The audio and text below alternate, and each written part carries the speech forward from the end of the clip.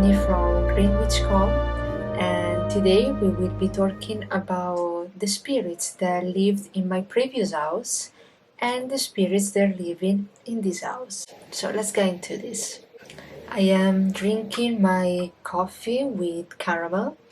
You are free to get yourself a cup of tea or any drink and just get comfortable and chat with me about the spirits world and how to deal with the spirits that live in your house.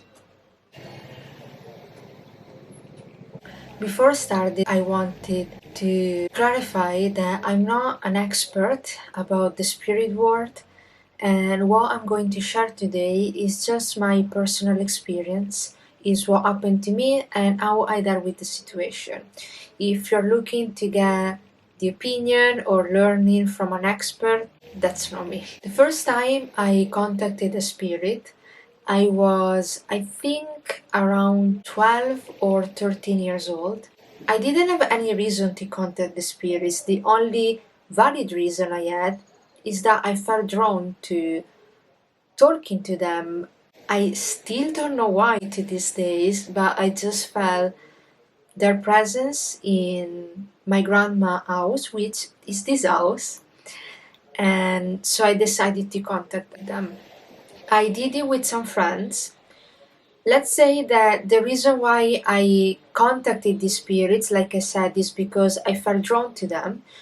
My friends were just open to experience something new, but they weren't really interested in the spirit world. The way I contacted them the first times was very, I think, cliche.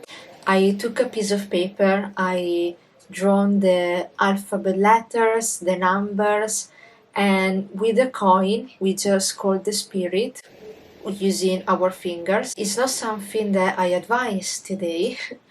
It's definitely not the best way to contact them, but I have to be open and transparent on how I started, and this is how I started. Let's say that back then, when I was 13, I didn't know anything about the spirit world, and I wasn't a witch, or at least I didn't know I was a witch. So I really didn't know anything about how to approach the underworld or the spirit realm in general. And also, I didn't know what kind of spirits I was interacted with. Today I do, but back then I thought that I was just talking to a spirit. Now, we did this in the living room, which is just downstairs, and the first 2 times just talked with these 2 different spirits, and it went pretty well. We asked them their name, what they were up to, if they were positive or negative, is how I was identifying spirits back then, is not what I do now. And I have to say the spirits were pretty chilled and up to talking to us. The disaster happened the last time that I contacted a spirit in this house when I was 13. So it was a Saturday night and I was with 2 of my friends. And if I remember well, for one of them, it was the first time. And back then, the only rule that I knew about contacting spirits was that when you are in the middle of a session or a conversation and your finger is on the coin, you cannot lift your finger. Before, you have to ask the spirits if you can, if for the spirit is okay ending the conversation. Now, this knowledge didn't come from experts or witches or books, but just from folkloristic story or fairy tales. My great grandma used to tell me these stories about spirits, and I never actually knew or know now if the stories were true or not.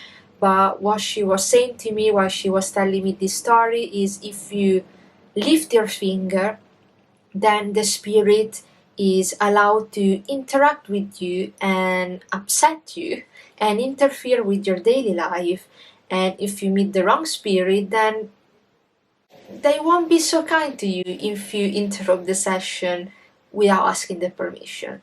So I told my friend that, and everything was settled and clear. We started to interact with this spirit that was quite different from the previous spirits that I talked to. Now, how I call today the spirit that I called back then are the jokers. Now, this is just a term that I use. I don't have a clue if it's the right one or if the experts or in books they are called like that. But these spirits are entities that are not threatening or they won't necessarily harm you. It's not in their agenda to be mean to you, but they like to trick people. They like to make jokes, to make fun of you, to lie to you, and also to scare you in a way because they fit themselves with this sort of emotions. So when you're scared or shocked, mostly scared, I would say, or confused, they take that energy from you and is how they feed themselves. So I was interacting with the Joker and I don't really remember what the spirit said to us. The only thing that I remember clearly, it was that at some point we wanted to end the session because we didn't really like what this spirit was communicating to us. And the spirit was keeping saying to us that we weren't allowed to leave the session. My friend, because she freaked out, she lifted the finger and the coin spin across the room. And so I apologized with the spirits straight away. I said, please allow us to finish this session. And unfortunately, little did they know that it was too late.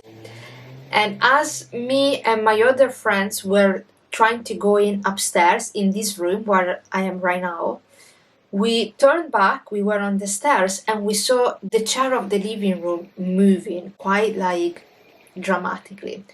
I remember we ran upstairs in this bedroom, we were very scared, and rightfully so. And as I didn't know what to do because I didn't have any resources, and back then YouTube wasn't massive, so I couldn't just go on YouTube and search what to do. So the day after, I told my grandma the story, and my grandma, not my great grandma, my grandma is not witch, she's not very close to this practice. She doesn't have anything against it, she just doesn't know anything about it, and she's Christian. So her solution was to call a priest for house blessing. Back then, again, I didn't know a lot, so I thought it was a good idea.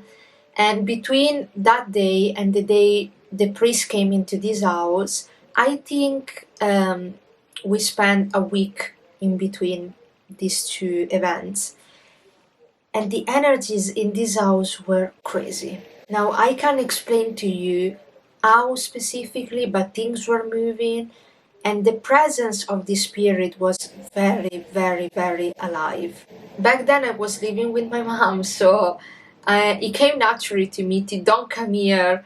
I didn't come here during the week. The priest came, he did his blessing, and apparently the situation eventually got better, and I was back here and I didn't really felt the presence, but I promised myself that that was the last time that I contacted a spirit. Since that day, I never contacted a spirit again. So there is a big period of my life where the spirit world wasn't very present in my life. And it is now that we go to my haunted house. So the haunted house is the house where I lived until a few months ago. If you watched my first videos here on YouTube or if you follow me on Instagram, you know it because it's where I recorded all of my videos and reels, and is what we were calling our cottage. When I went there, I moved there with my dog and my boyfriend. The first thing that I felt was a very heavy energy and presence. And it was something that was very, very alive in the house. My boyfriend is not like spiritual or connected to the spirit world. And after a few weeks, he felt that presence as well. And he was very freaked out by it. But I will get into it in a few minutes. The landlord of the house was living next to us. And as I was quite friendly with her, I asked her who was living in the house before me and if something bad happened there. And I wasn't surprised when she told me that before us, this woman with her fiancé lived there, and she had a few problems that led her to try to take her life in many ways that I won't describe now. But a lot of painful events happened in the house, and not like so long before I moved there, it was just a few months. And a lot of things made sense. When we moved there, we had our bedrooms upstairs, me and my boyfriend, and the first month we lived there, we had crazy nightmares all night, every night. And I realized that the problem was something real when talking to my boyfriend, he was experiencing the same. And for someone that doesn't necessarily believe in all of these things or is not very connected, is a big thing. And still a few years ago, I was more knowledgeable about the spirit worlds, but not how I am now. Because here is a thing that I learned in these years. Reading books is very helpful, it gives you a lot of information, but the experience that you get by experiencing things in real life is, in my opinion, not comparable to what a book can give you. When you actually live something, it's easier to learn from that experience. So I decided to contact the spirits of that bedroom and try to ask them what they wanted from us. And it was in that day that I discovered another type of spirit. In that bedroom and house, there were a lot of entities, like many. Some of them were jokers, so they just wanted to let you know they were there. They wanted to trick you if you were in contact with them, to lie to you, to pretend they were someone else, but not to harm you. There were these other spirits. For my personal experience, I call them the vampires. Maybe I can make another videos where I go more into the different type of spirits and how I personally classify them and their characteristics, but it's not the purpose of this video, so let me know down in the comments if you want me to make a video like that. The vampires are very different from the jokers, as their agenda is very much based on making you understand that they are there no matter what, and they really suck the energy out of you in the way that you really feel drained and very, very tired, and it can really drive you crazy if you don't know how to manage the situation. Mind that I think we've been very lucky, as I was studying the spirit world and I was aware of them in a way or another. But me and my boyfriend spent a month of not sleeping well at all and having so many nightmares that morning after morning we were really drained and tired, and it's not a pleasant situation. In terms of banishing magic, to banish or send away a joker is much easier than to send away a vampire. The vampires are very attached to the room they live in. It's not necessarily the house, it can be a specific room. They feel like that room is their house and you're just like an intruder, like you're not meant to be there. So imagine you're living in your house and a stranger come in and wants to live in your house.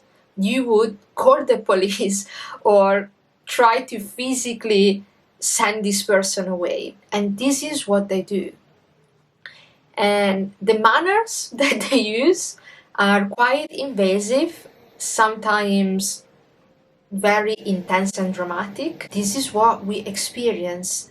And as I begin to study banishing magic very deeply in those weeks, the best thing that me and my boyfriend could do back then it was to change bedroom. Thank God we had a spare bedroom next to our bedroom that was empty, and we both decided to move everything. And my boyfriend agreed as well, as he was aware that the situation was unbearable. So we moved all of our stuff into the other bedroom. And as we were speaking about the situation in the other bedroom, I was like, we're gonna stay here for a bit and maybe we can go back. And this is something very creepy because when I said that maybe we can go back to that bedroom, the day after, we went into the haunted bedroom to just take the last stuff, and the bedroom was full of mold. And mind that the day before, it wasn't like that. Like, we were sleeping in the bedroom, so obviously we would have realized if the bedroom was dirty or with mold. And I was very freaked out by that. And I think that was the first time that I felt scared. And I reached to a couple of content creators that I know, and they worked with entities and this kind of situation, and they eventually helped me to manage the situation, and they shared with me a couple of tips on banishing magic and protection magic as well. And I actually shared the video about protection magic a few months ago. I will leave the link up here.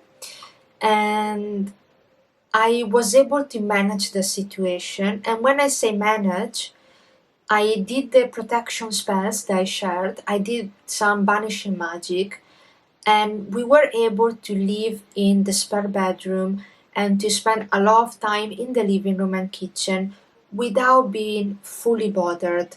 But we were never able to get our energy on a normal level in the house. And this is something that is a story to tell because it was the first time that I lived in a haunted house where so many spirits were trying to interact with us. Now, so far I mentioned the jokers and the vampires. There are other spirits that I call the spirits of the house, of the home. And these sort of spirits are very attached to the home where they live in a way, but they are not bothered to share the house with humans as far as the humans don't bother them and they respect them. And this is another tip that I learned: when you go into a house or into a place, especially if the place is haunted, it is not good to do a cleansing ritual as soon as you get in, because many spirits can get offended by the ritual. So what I learned is good manners to go to a new place, and first of all you trying to connect with the spirits of the house to understand them and ask them what you can or cannot do in order to don't offend them. So I was able to interact with these spirits, and we kind of came into this agreement where I would have to leave them some offers, and we could have live in the same house without any problems. I ultimately, even in the protection magic video, shared my offerings, which were very simple. It's nothing too crazy. It's just a bowl of water and a bowl of salt that I changed periodically. These are the three main spirits that were haunting my house, and as you can see, very three different approaches. Now, eventually, we had to move out from the house. The main reason wasn't because it was haunted, but is something that affected our decision. I'm not gonna lie. We thought it was also best for us to move because we were kind of done with having our energy, body energy, physical energy, mental energy so drained and down. As we are trying to move back to the UK and find a new house there, we moved temporarily to my grandma's house. So this is the house that I was talking about at the beginning of the video. Now that I'm here with so much, with more knowledge compared to when I was 12 or 13 years old, I also have a different approach to the spirits that live here. And I learned to communicate with them. And I came to the conclusion that even in this house, there are some home spirits that are very friendly and they just are happy if you leave them some offerings as a way to show them that you are aware of their presence and you respect them. So since I moved here, I did a very easy and not too invasive cleansing just to clear the energy of this room. I keep leaving my offerings for the spirits, which are still salt and water. And these specifically spirits of this house are very in tune with nature and they really care about respecting the environment, and it came very natural for me to set my balcony. You can see my balcony in my last videos with plants and flowers and vegetables, and also this bedroom as well. And I came to the conclusion that I also have the presence of fairy in this house, especially on my balcony, which I was very surprised about. And again, I can make another video if you want to, if you find it interesting, about the fairy realm, which is something very dear and important to me, as I feel very connected with the fae. I don't see this house as haunted as I did when I was 13. Now I'm more confident about the energy that I have. I'm more confident about my protection magic skills, and I'm also more relaxed in coexisting with other realms because I have more knowledge and I understand them more. I am very happy to share my bedroom and the house and this space with the home spirits, the fae, and the jokers haven't really interacted with me. I really felt like they know me now and they kind of respect me and leave me alone. This house was also my ancestors' house, so I feel very protected compared to the cottage that I was living in a few months ago. So this was my experience with the spirits that I found in the house that I lived in. I want to keep this video a general one. I don't want to get into a lot of details because I just want to share my experience for now. You let me know if you would like me to share more details. Thank you for sharing your cup of coffee or tea with me and for listening to this experience. I am very grateful for your presence. Please, if you like my content, like and subscribe. I will see you on my Instagram and I'm sending you love and light. Bye.